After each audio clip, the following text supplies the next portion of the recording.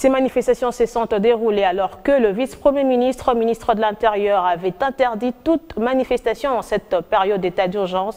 Gilbert Kankondé avait, à l'issue d'une réunion tenue à la primature, lu un communiqué demandant à la police de faire respecter cette décision et demander au FCC et au CACH de privilégier le dialogue pour toute divergence.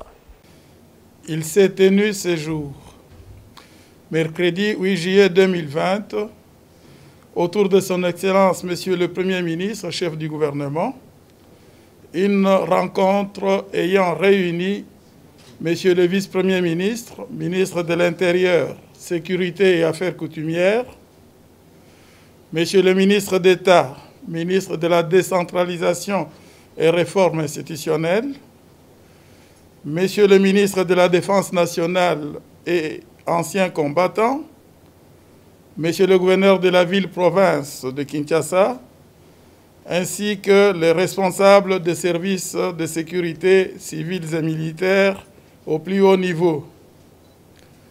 La rencontre a porté sur les demandes des marches des partis politiques et autres organisations de la société civile en rapport avec l'actualité politique de l'heure.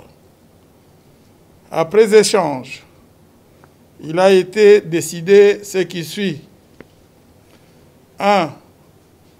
En application de l'état d'urgence sanitaire décrété par son Excellence, Monsieur le Président de la République, chef de l'État, ainsi que de mesures de riposte s'y rapportant, il est formellement interdit d'organiser des marches publiques sur toute l'étendue du territoire national.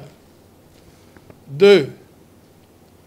Il est demandé aux leaders des plateformes CACH et FCC, qui constituent la coalition au pouvoir, d'inviter leurs membres de s'abstenir impérativement des marches projetées dès ce jeudi 9 juillet 2020.